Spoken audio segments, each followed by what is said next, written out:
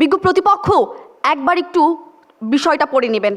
আজকে আপনারা যখন প্রযুক্তির অপব্যবহারী সাইবার অপরাধ বৃদ্ধির মূল কারণ হয়ে দাঁড়ায়, তখন আপনি যখন আমাকে সংগঠিত হওয়ার কারণগুলো দেখিয়ে দিয়ে যান, তখন আপনাদের 10 মিনিটের বক্তব্য সম্পূর্ণ ব্যর্থ হয়ে যায়। আজকে আপনাকে দেখাতে হবে কেন আপনার কারণগুলো সংগঠিত নয়, বরং বৃদ্ধির ক্ষেত্রে মূল কারণ হয়ে দাঁড়িয়েছে। আমরা প্রমাণ করে যাব কেন আমাদের ক্ষেত্রগুলো আজকে সংগঠিত হওয়ার পরেও বৃদ্ধি করছে বর্তমান সমাজে। মাননীয় সভাপতি, আজকে আমার বিপক্ষ দলের বন্ধুদের কথা শুনে একটা গল্প মনে পড়ে। একজন কাঠমিস্ত্রি ছিলেন, তিনি ওই গ্রামের সব থেকে ভালো দরজা বানাতেন। একদিন বাড়ির মালিক অসতর্কতায় চুরি হলে তিনি ওই দরজা এবং দরজার কারিগরকে দোষারোপ করতে থাকলেন। প্রতিবেশীরাও একই কাজ করলেন, কিন্তু একজন লোক এসে বললেন, কই দরজা তো ঠিকই আছে, তালাও আছে। আসল সমস্যা হলো যারা ভেতর থেকে দরজা ঠিকমতো লাগায়নি আর যারা বাইরে থেকে চুরি করার শপথ নিয়েছে। মানুষ থেমে গেল, লজ্জা পেল, কারণ সত্যিটা ভয়ঙ্কর।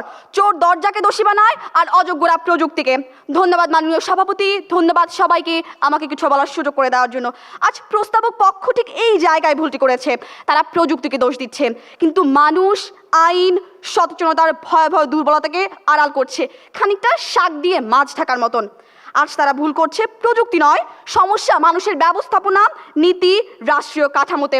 আজকে তাদের কথা শুনে মনে হয় তারা এই সমস্যা থেকে উত্তরণের জন্য আজকে প্রযুক্তি বন্ধ করে দেবেন। আপনি যখন প্রযুক্তি আমাদের জীবন থেকে সরিয়ে নেন, আমাদের জীবনটা আজকে ব্যর্থ হয়ে যাবে। প্রযুক্তি আমাদের সাথে থাকবে, কিন্তু প্রযুক্তি বৃদ্ধি কিংবা সাইবার অপরাধ বৃদ্ধির কারণগুলো আজকে আমরা দেখিয়ে দিয়ে যাই। আজকে আমরা মনে করি প্রযুক্তির অপব্যবহার নয়, বরং জাতীয় সামগ্রিক অবকাঠামো দুর্বলতাই সাইবার অপরাধ বৃদ্ধির মূল কারণ। আজকে যখন একটি ব্যাংকের ভল্টের তালা দুর্বল হলে ওই চোরকে নয়, বরং ওই ভল্ট ডিজাইনারকে দোষ দেওয়া উচিত যে আসলে তালাটা দুর্বলভাবে বানিয়েছে। ঠিক এই জায়গায় আসে আমাদের প্রযুক্তিগত সীমাবদ্ধতা, যেখানে আসে দুর্বল নিরাপত্তা, পুরনো সিস্টেম, অরক্ষিত প্ল্যাটফর্ম, সার্ভার লিমিট ইত্যাদি ক্ষেত্রে। ঠিক এই জায়গায় অপরাধীরা ওই প্রযুক্তির যে দুর্বলতা আছে এটাকে কাজে লাগিয়ে অপরাধ করছে। আজকে ত্রুটিপূর্ণ সফটওয়্যারের ক্ষেত্রে দেখুন, আজকে বাংলাদেশে হাজারো হাজারো সরকারি বেসরকারি অফিসে ত্রুটিপূর্ণ সফটওয়্যার দেখা যাচ্ছে, পুরনো প্ল্যাটফর্মে তাদের সার্ভার কাজ করা হচ্ছে এবং হ্যাকারদের প্রথম টার্গেট ওখানেই। প্রতিপক্ষ দল এটি কি ব্যবহারকারীর অপব্যবহার বলবেন নাকি সিস্টেমের ব্যর্থতা বলবেন, প্রশ্ন রয়ে গেল। এছাড়াও আছে দুর্বল সার্ভার সিকিউরিটি আপডেটের অভাব, অদক্ষ সাইবার টিম এবং সাইবার, এসবই আমার সাইবার অপরাধ বৃদ্ধি করছে, সংগঠিত নয়। আপনি যখন প্রযুক্তির কথা বলেন, সাইবার অপরাধের কথা বলেন, তখন প্রযুক্তির কথা আসবেই, কিন্তু আপনাকে মাথায় রাখতে হবে আমার বৃদ্ধির কারণ আসে কি। একটু খবর লক্ষ্য করুন, 24 জুন 2023 ত্রাণ মন্ত্রণালয়ের অধীনে থাকা প্রায় 14 লাখ জনগণের তথ্য ফাঁস হয়ে যায়, কারণ সার্ভারে বেসিক সিকিউরিটি সিস্টেম আপডেট দেওয়া হয় না। সূত্র প্রথম আলো। সব থেকে দুঃখের বিষয় কি, দেশের শিক্ষাঙ্গন আসলে এর থেকে মুক্ত নয়।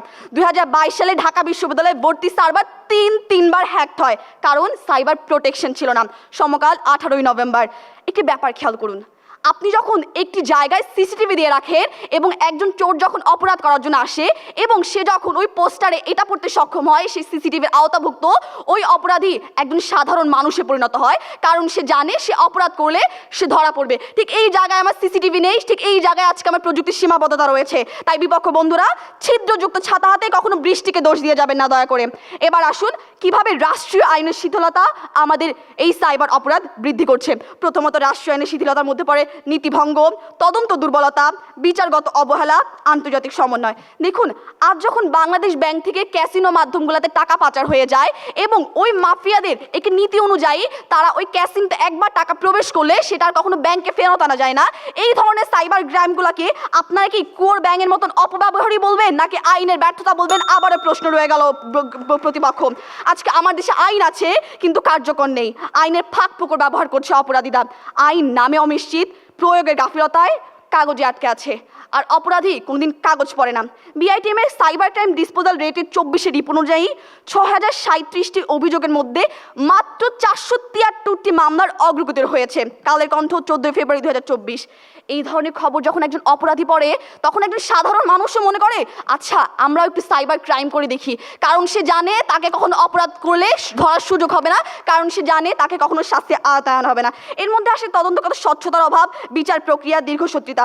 আজকে আপনার দেশে পলাতক সাইবার অপরাধের গ্রেপ্তারের হার মাত্র 12 থেকে 15%। 12 জানুয়ারি 2024 ইত্তেফাক। বাংলায় প্রবাদ আছে, আইন ঘুমালে চোর জেগে ওঠে। আপনি আপনার দেশের আইনকে না জাগিয়ে দয়া করে প্রযুক্তির অপব্যবহারকে দোষ দিবেন না। আইন যখন দুর্বল, অপরাধী তখন প্রযুক্তি অপব্যবহার নয়, আইনের ঘুমের সদ্ব্যবহার করে মাননীয় সভাপতি। আজকে রাজনৈতিক অস্থিতিশীলতা শত্রুতায় পরিণত হয়ে সাইবার অপরাধ সাইবার যুদ্ধে পরিণত হচ্ছে, বিপজ্জনক। প্রযুক্তি ভালো না মন্দ আমরা জানি না, কিন্তু যখন সেটা প্রযুক্তি ভালো মানুষের হাতে পড়ে, খারাপ মানুষ সেটার উপর আসলে নির্ভর করে সেই প্রযুক্তিটা কীভাবে ব্যবহার করছে। তাই আমরা মনে করি প্রযুক্তি অপব্যবহার নয়, বরং সাইবার অপরাধ বিধি মূল কারণ জাতীয় সামরিক অবকাঠামো দুর্বলতা। ধন্যবাদ।